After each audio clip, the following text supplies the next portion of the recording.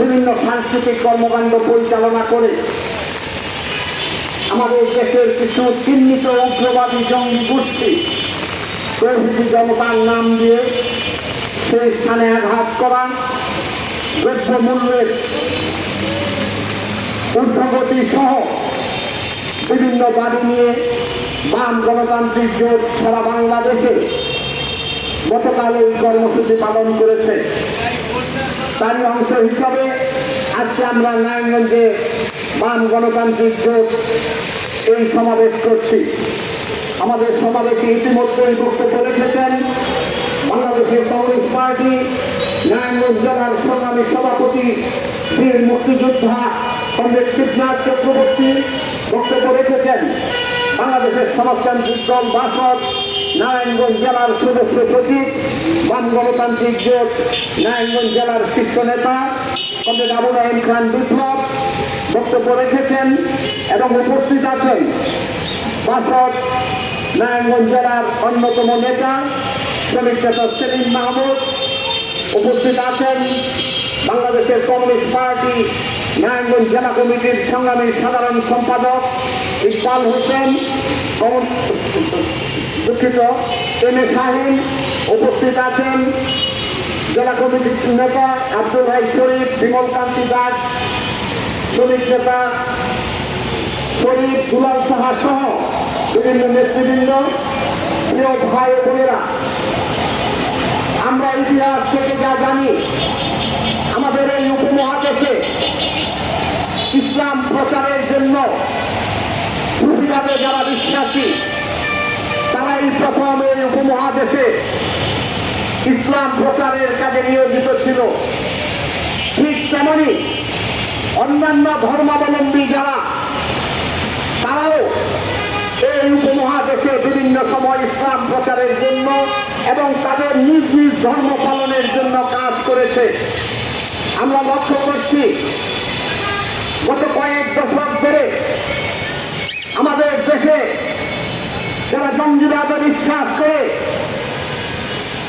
যারা ইসলাম ধর্মের নামে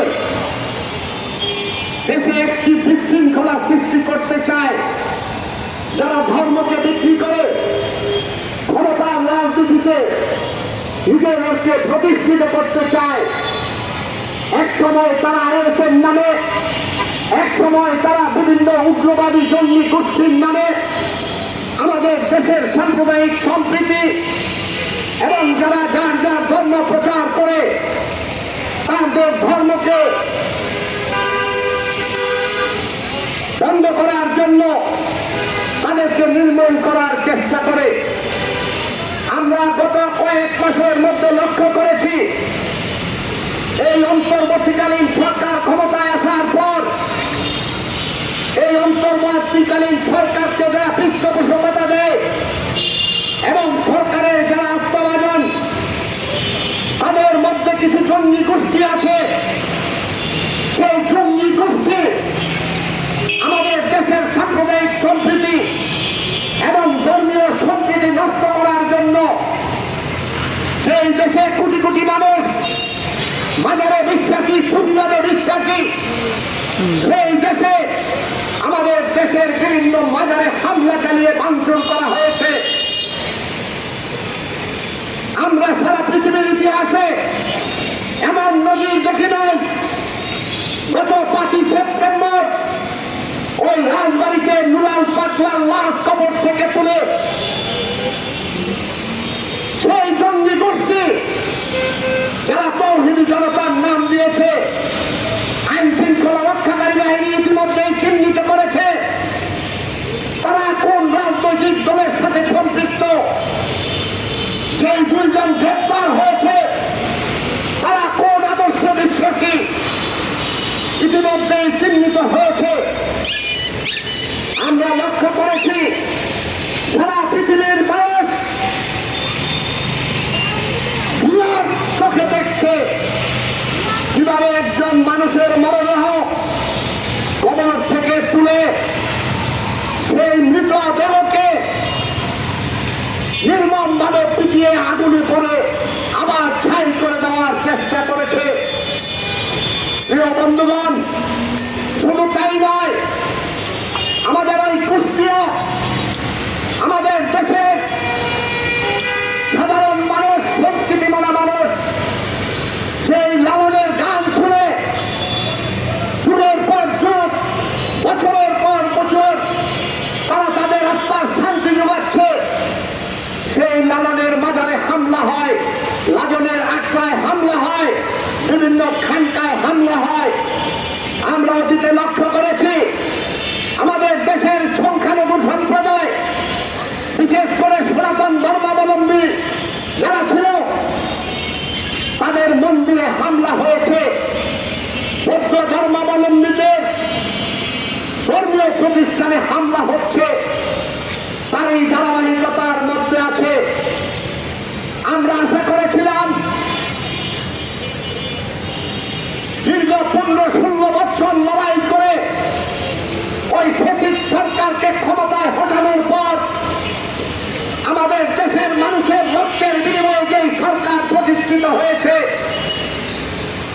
সেই সরকার দেশের আইন শৃঙ্খলা সহ সাম্প্রদায়িক সম্প্রীতি এবং সকল ক্ষেত্রে নিরাপত্তা দেবেন।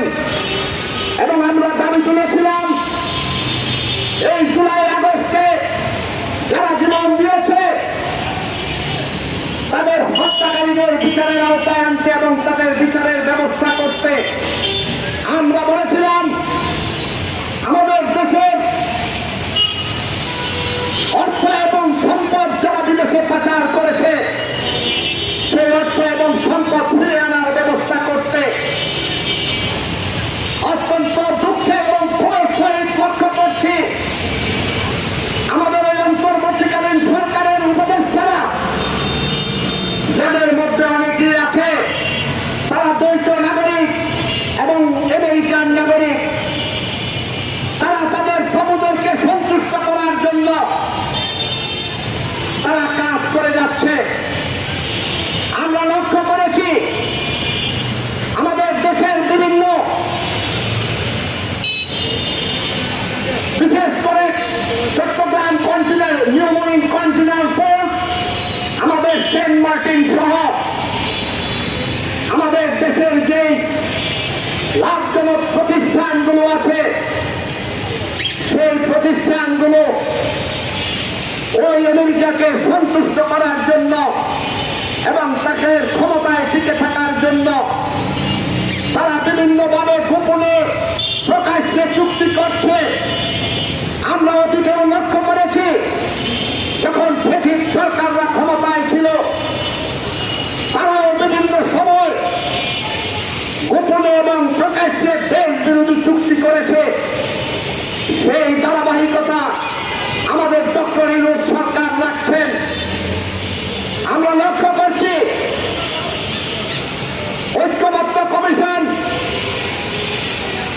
বিভিন্ন রাজনৈতিক দলের ঐক্যমতের ভিত্তিতে জুলাই সনদ সহ আমাদের সংবিধান সংস্কার সহ বেশ কিছু বিষয়ে বিভিন্ন সময় সভা করছে। প্রধান উপদেষ্টা সহ বাংলাদেশের ক্রিয়াশীল এবং সকল রাজনৈতিক দলের উপস্থিতিতে আলোচনা হচ্ছে। আমাদের সেই ঐক্যমত্য কমিশন এবং সংবিধান সংস্কার কমিশন আমাদের দেশের রাজনৈতিক দলগুলোর মতামতকে, বিশেষ করে বামপন্থী রাজনৈতিক দলগুলোর মতামতকে উপেক্ষা করে চাপিয়ে দেওয়ার মতো একটার পর একটা মিটিং করছেন এবং সনদে সই করার জন্য বিভিন্নভাবে চাপ প্রয়োগ করার চেষ্টা করছেন। আমাদের পার্টি, বাংলাদেশের কমিউনিস্ট পার্টি, বাংলাদেশের সমাজতান্ত্রিক দল বাসদ, বাম গণতান্ত্রিক জোটভুক্ত বিভিন্ন সংগঠন এবং মুক্তিযুদ্ধের পক্ষের বিভিন্ন রাজনৈতিক দল স্পষ্ট ভাষায় বলে দিয়েছে সংবিধানের মূল চার নীতি বাদ দিয়ে আপনারা যত ষড়যন্ত্রই করেন, আপনারা যতই চেষ্টা করেন, আমরা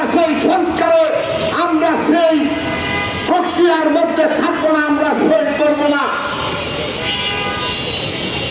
বিভিন্ন প্রচার মাধ্যমে দেশবাসী লক্ষ্য করেছে বাম গণতান্ত্রিক যুগ সহ মুক্তিযুদ্ধের পক্ষের সেই শক্তি সংবিধান সংস্কার কমিশন এবং ঐক্যবদ্ধ কমিশনের সেই সমস্ত দলিলে স্বাক্ষর করে নাই। আমরা এই সমাবেশের মধ্য দিয়ে স্পষ্ট ভাষায় বলতে চাই, ৩০ লক্ষ শহীদ ২ লক্ষ মামুনের ইজ্জতে বিনিময়ে যে রাষ্ট্র প্রতিষ্ঠিত হয়েছে, যেই সংবিধান তৈরি হয়েছে, সেই সংবিধানে আপনারা সংস্কারের নামে সংবিধানের মূল চার নীতিকে আড়াল করতে চান। দেশবাসী সহ্য করবে না। প্রয়োজন হলে এদেশের মানুষ বুকের তাজা রক্ত দিয়ে আবার যুদ্ধ করে হলেও আমাদের সংবিধানের সেই চার মূলনীতিকে বহাল রাখবে। সংস্কার আমরাও চাই। যেই বিষয়ে সংস্কারে ঐক্যমত হবে সেই বিষয়ে আপনারা সংস্কার করেন। সংস্কার কমিশনের চূড়ান্ত রিপোর্ট দাখিল হয়েছে। সংস্কার কমিশনের রিপোর্ট নিয়ে